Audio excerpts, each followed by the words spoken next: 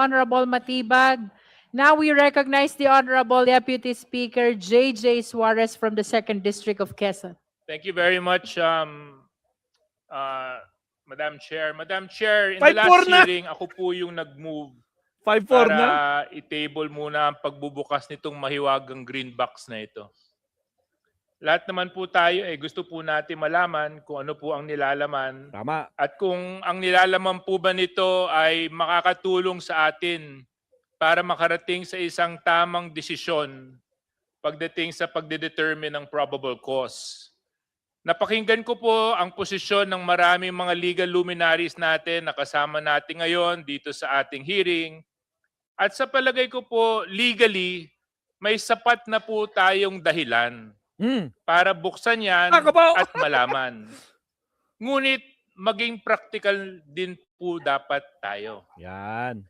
Sa simula po ng justice hearing, nakailang kaso na po ang sinampa ng kampo ni Vice Presidente sa Supreme Court, sa Quezon RTC, Tama. para lang pigilan po ang proseso ng pag-usad Kaso, hindi ng pinigilan.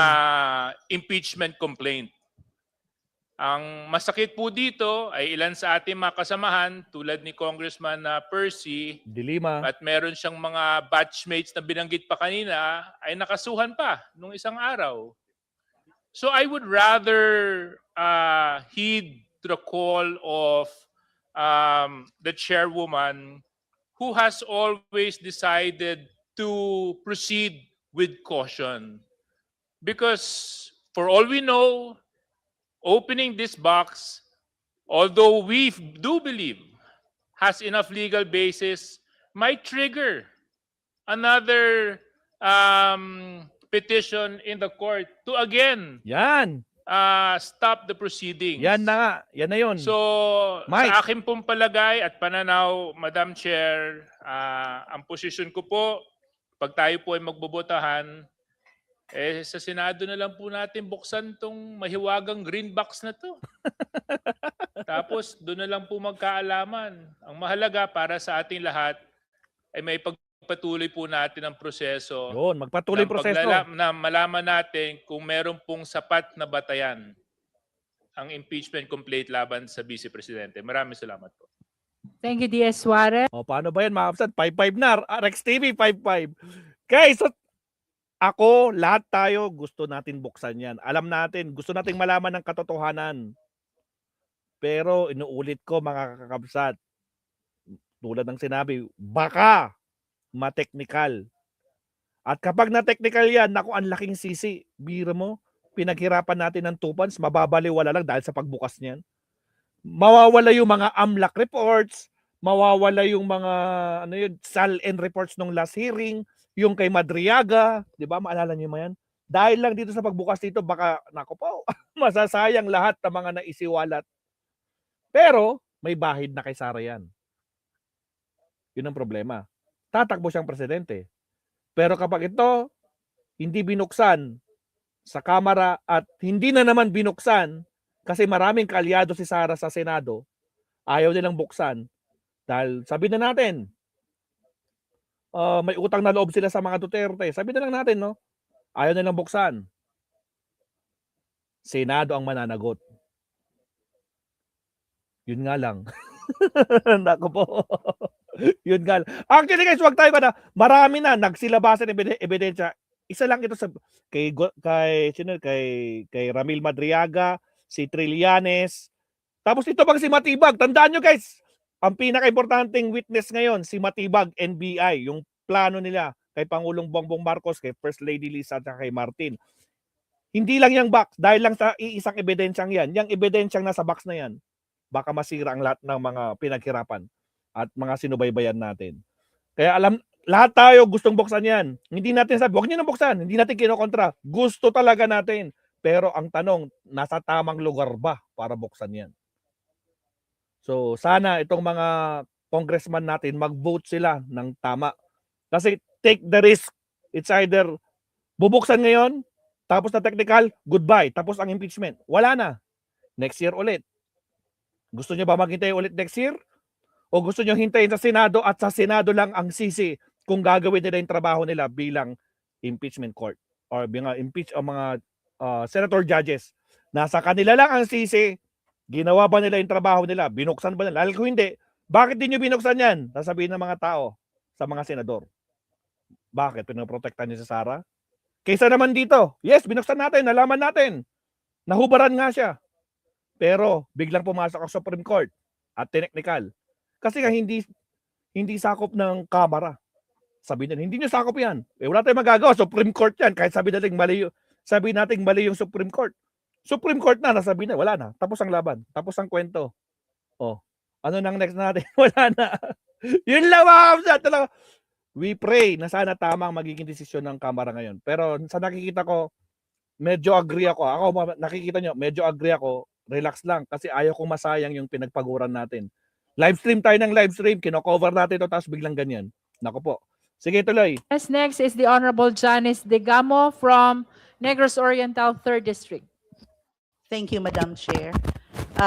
It has been said by so many already regarding the JJ Suarez. whether or JJ not Suarez. to open the box.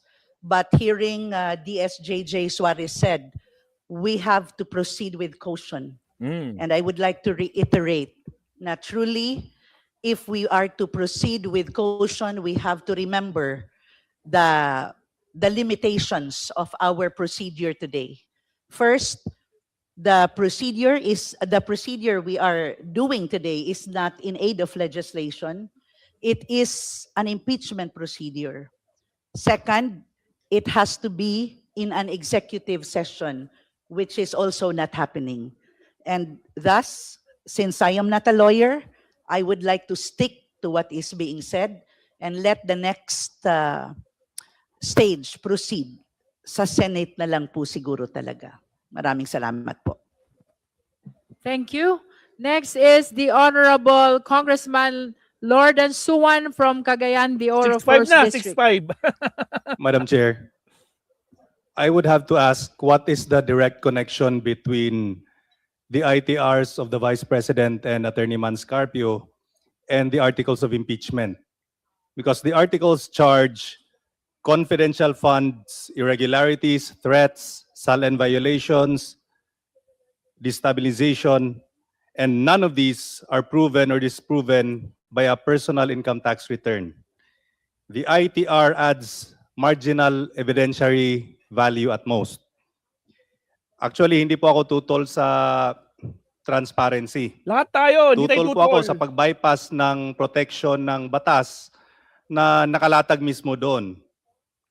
Kung gusto natin tingnan ang ITR, may paraan po. Executive session, Section 71, which requires the permission of the President himself. May mga President safeguards. Bongbong.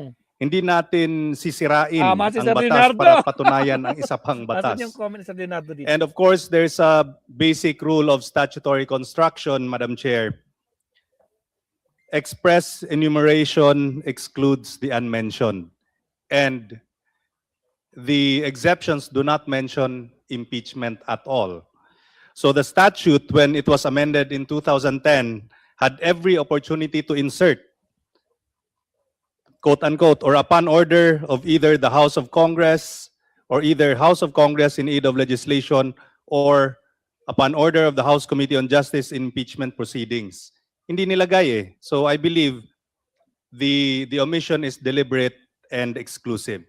Madam Chair, if there are still uncertainties as to the legal basis and necessity Sir Leonardo. of opening this box, then I think it would be imprudent for us to open it at this stage. Oh. These are protected by law, and any disclosure must be clearly and unquestionably authorized, not based on assumptions or discretion.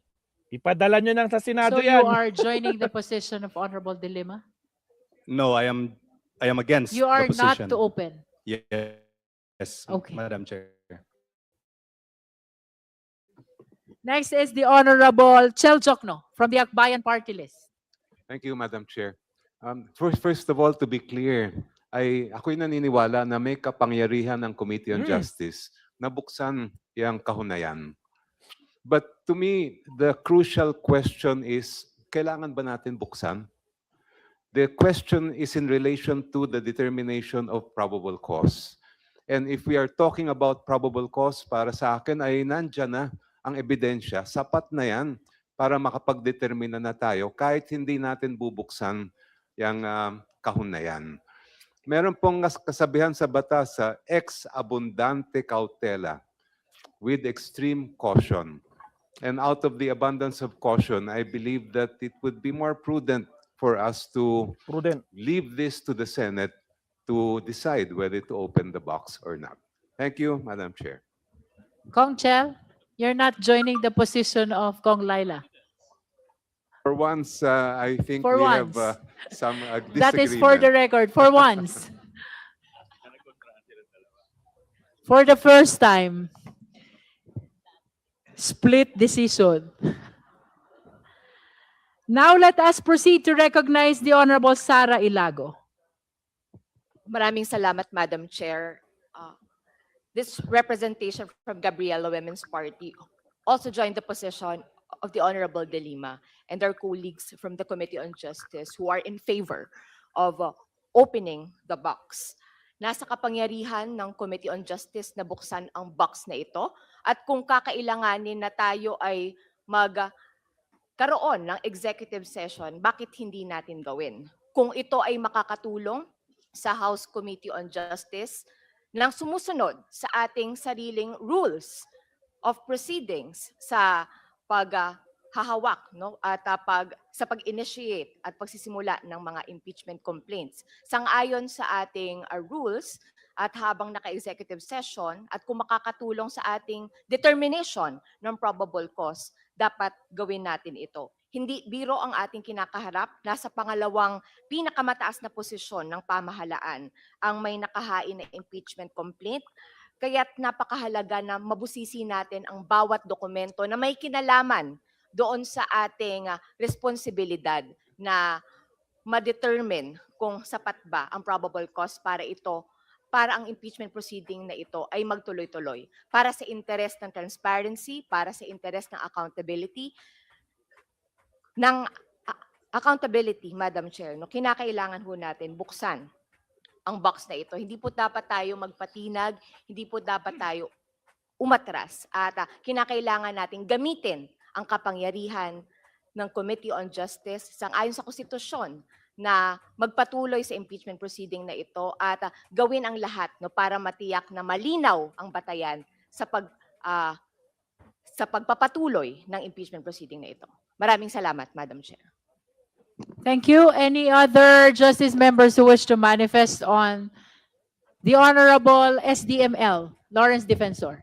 Madam Chair, I requested to be listed. Sorry, with the indulgence of Honorable Defensor, let us acknowledge, recognize the Honorable Woa Fortes.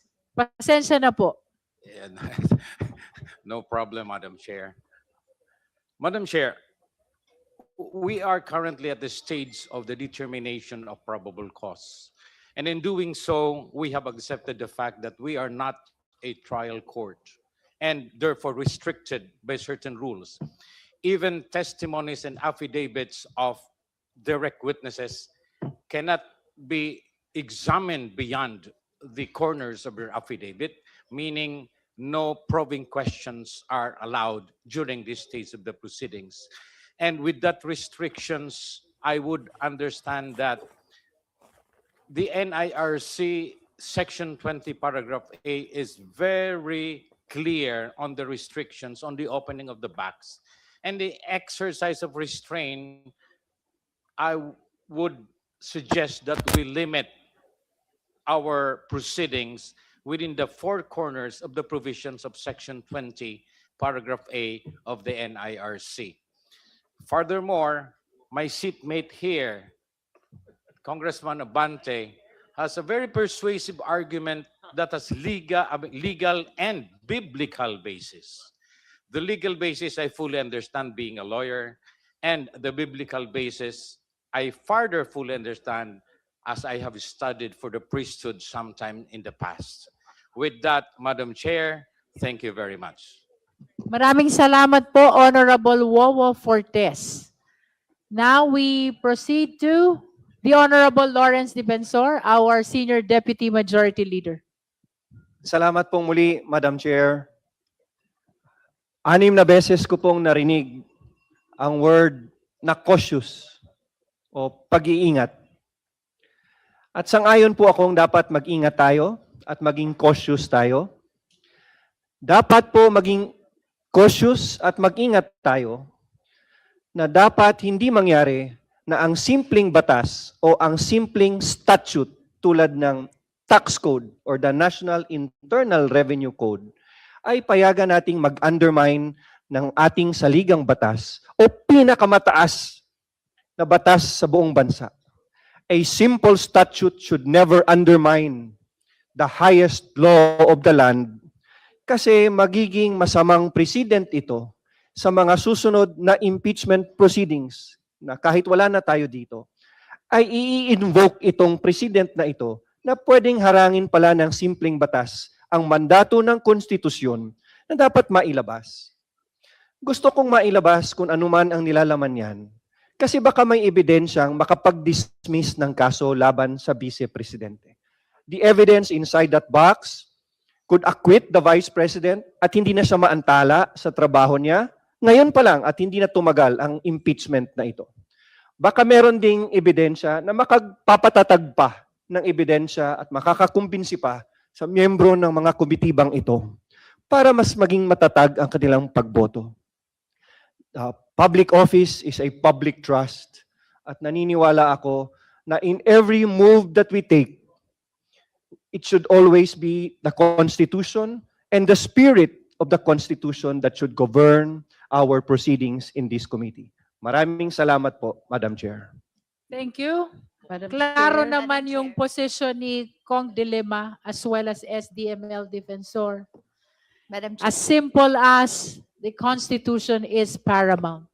And this is the power behind the accountability mechanism. The Honorable Ko. Thank you, Madam Chair. Madam Chair, I join Representative De Lima in her motion na buksan ang kahon for the simple reason that Congress in its proceedings sa pagiging House Committee on Justice paghanap ng probable cause in impeachment proceedings, supreme ito, no?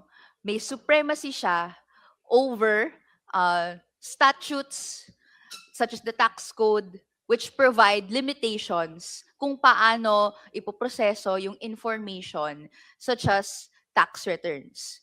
That is applicable on specific circumstances as provided by law or even in ordinary circumstances. Pero the impeachment proceedings are not mere ordinary circumstances na maaaring mas ipantay or even pababain, no, sa level ng statute, no.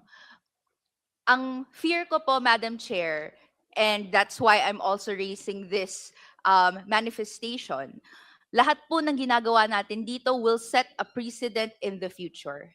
Should there be similar impeachment proceedings kung saan tatanungin ano yung extent ng kayang gawin ng House Committee on Justice, they might look on April 29, 2026 at ang desisyon ng House Committee on Justice na mas limitahan ang kanyang kakayahang mag-imbestiga, no, ng naaayon doon sa pag-establish ng probable cause ng impeachable official. They might look at this and say, o dito, out of caution na hindi makasuhan, etc., they decided conservatively. And if continuously in history, we will decide conservatively, mas lilimitahan at mas lilimitahan yung kapangyarihan ng, hindi lang po ng House Committee on Justice, pero ang pagtingin ko and ang pag-appreciate ko din, this branch of power, the legislature. So, this manifestation is in support, no, of the balance of powers na dapat na i-exercise ng legislature na naaayon sa konstitusyon, na hindi po dapat natin itinatali yung ating mga kamay para hindi magawa yung dapat naman pong nakalagay sa highest law of the land, kaya nating gawin. That is all, Madam Chair. The last Justice member to manifest on this is Congressman Terry Ridon from Bicol Saro Party List. Magandang umaga, Madam Chair. Tingin ko lahat naman po tayo ay gusto buksan, no? Yung pong box na ito. Una, dahil nakabatay po ito sa constitutional power natin po bilang impeachment proceeding to subpoena documents like BIR documents. Pero ang kailangan po natin pagpasyahan ngayon, sapat na po ba ang mga ebidensyang inilatag ngayong araw po na ito para magkaroon ng finding of probable cause on unexplained wealth? Tingin ko even without opening the box, sapat-sapat na po, sobra-sobra pa nga yung pong nailatag na ebidensya nung nakaraang linggo. Balikan po natin ulit ito. Ang laman po ng AMLAC report, which was never denied by the Carpio complaint, 6.77 billion in total transactions, 4.4 billion in inflows, pumasok na pera sa mga bangko ng mag-asawang Duterte Carpio, 1.5 billion in outflows na hindi ho natin makita sa SALN ng pangalawang Pangulo, 2.8 billion in net inflows na dapat ay nananatili sa kanilang mga bangko pero hindi nakalahad sa SALN ng pangalawang Pangulo. Pasukin po natin yung SALN mismo kung bakit po ito sapat-sapat na ebidensya. Ang nakalagay sa SALN for 2024, 88.5 million pesos lamang po. On those two pieces of evidence and reports pa lamang po, mga kaibigan, sapat-sapat na, sobra-sobra pa ho. Ito pong finding of probable cause. This particular section of the impeachment proceeding will go straight to the Senate. Sigurado po tayo dyan. At I'm quite certain that this box will be opened at the level of trial. So, Madam Chair, tingin ko kung wala naman na po nga kailangan pa hong pag-usapan, magandang pagbotohan na po natin ito pong bagay na ito. Maraming salamat po. Our parliamentary